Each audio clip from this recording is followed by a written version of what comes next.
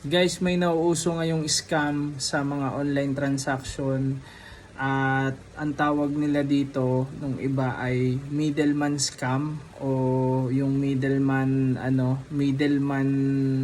budol. So panoorin niyo tong video na to, bin-breakdown ko siya yung sistema na ginagawa nila para maging aware po kayo at makaiwas po tayo sa mga scam. So guys, ito yung simpleng drawing. I hope na may paliwanag ko as simple as possible. So guys, dito tayo magsisimula kay scammer. Si scammer, talagang sanay na sanay yan sa ganito dahil hindi niya lang isang beses yan gagawin dahil paulit-ulit yan nang i-scam. Bago niya gawin to ay tiyak pinag-aralan niya to kasi yung mga ganitong sistema ay medyo sophisticated to para hindi pagplanuhan. So planado to, lahat ng galaw nila planado po yan. So ito po si scammer, ang ginagawa niya, naghahanap siya ng nagbebenta sa online, mga seller, usually seller ng mga gadget, computer, laptop, yung mga high value na product. Tapos naghahanap din siya ng buyer ng mga ganon, gadget, cellphone, mga laptops, computer. So ngayon, pag nakakita na siya ng seller at buyer na pareho ang interest na item, perfect combination na yun para ipasok niya yung pang-i-scam niya. Ngayon, dito nagsisimula yon. Pag nakakuha na siya ng seller at buyer, ginagaya niya ang identity ni buyer para kausapin si seller.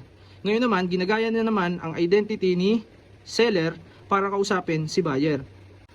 Kadalasan, ang ginagamit niya na panggaya sa identity ng buyer at seller ay ginagaya yung FB account ni seller at ginagaya din yung FB account ni buyer. Tapos, papasakayin niya kayo sa usapan niya hanggang sa ang end ng conversation nyo talaga ay si buyer bibilin ang item ni seller. Pero, at the end of the day, ang mangyayari, possible na hindi mabayaran ang tunay na seller, yung bayad ay mapupunta kay scammer. Tapos, may chance din na yung item mapunta kay buyer or hindi mapunta kay buyer, may chance din na ma-scam si buyer dahil kapag ang seller ay hindi nabayaran dun sa binibenta niya, syempre hindi niya ipapabigay kay Lalamove yung item dun sa buyer. So ang magkakagulo ngayon at the end of the day, si seller saka si buyer. Tapos si scammer biglang bablock kayo at maglalaho siya sa picture. Ang mangyayari dyan, si seller at si buyer ang magkakaroon ng problema. So guys, ito yung mga common red flag na na-observe ko naman dun sa middleman scam na ginagawa nila. So unang makikita nyo doon kapag sa side ng buyer, merong sasabihin sa iyo si scammer na sakyan mo na lang ang rider na ganito ang presyo o ganyan ang presyo. So ang mangyayari kasi doon, ang seller papadala kay Lalamove rider or any delivery ang item kay buyer, papunta kay buyer. Kasi si scammer hindi yan papakita sa personal. Ang gagamitin niyang contact ay si buyer kasi kinopya niya yung identity. So si Lalamove ang mamimit niyan si buyer.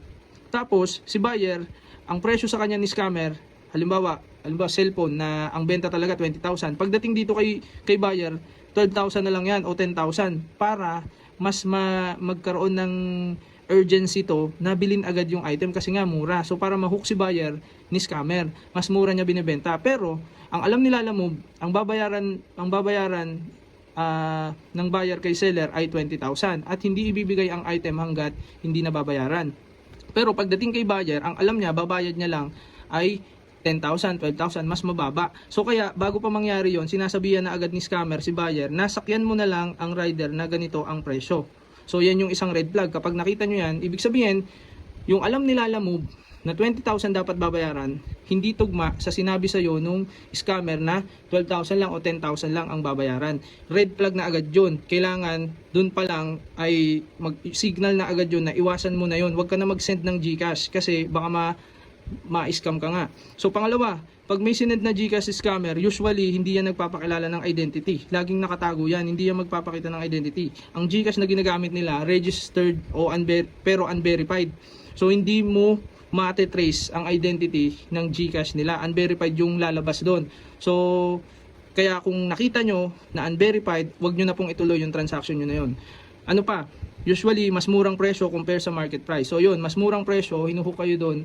Isang ginagamit kasi ng scammer talaga emotion para magkaroon ng urgency, para mahook ka na magkaroon ng urgency, bilhin agad yung ino-offer niya. So yun yung isang red flag din dyan. So iwasan nyo na. Tapos, syempre, ito mga common, dami account, naka-lock profile, hindi legit yung person o yung account. Mag-ingat na po kayo kapag ganun yung kausap nyo. Wag na po kayo makipag-transact. Kung ayaw ipakita yung mukha sa Facebook o nakatago yung Facebook, wala kayong, kumbaga walang pagkakakilanlan, so mag-ingat na po kayo doon sa mga dummy account. Tapos syempre, ang pinaka the best kasi talaga pag nakikipag-transact ka ng mga ganyan small transaction, na mga lalo mga gadget ganyan, maganda makapag-meet up kayo. Yun talaga pinaka the best. At syempre mag-iingat pa rin kapag nagmi-meet up, medyo delikado din po yun. May mga modus din sa ganun. Pero so far sa mga ganito bentahan, pag mga online, mas the best talaga mag-meet up sa safe na lugar. Mas maganda kung may kasama kayo. Pero kapag nakita nyo ang nagbebenta o ang bibili ayaw makipag-meet up, o ang dahilan malayo o busy o may trabaho, busy tao, mag-ingat na po kayo kasi most likely nagagawa yan ng dahilan para umiwas na makita nyo siya, yung tao na yon. Kasi nga ang scammer laging nagtatago po yan. So ganun po ito po yung ilan sa mga red flag na ma-observe nyo at mag-ingat po kayo pag nakita nyo na yung mga red flag na yan. Kung baka sakali meron pa kayong ibang mga bagay na naiisip na pwede maging red flag, pwede nyo pong i-comment din. Pero as far as I know, based dun sa experience ng kakilala ko, ito yung na-observe ko na red flag dun sa nangyari. So yun guys, yung mga share ko sa inyo ay base yan sa isang kakilala natin na muntik na ma-hook dyan sa ganyang scam.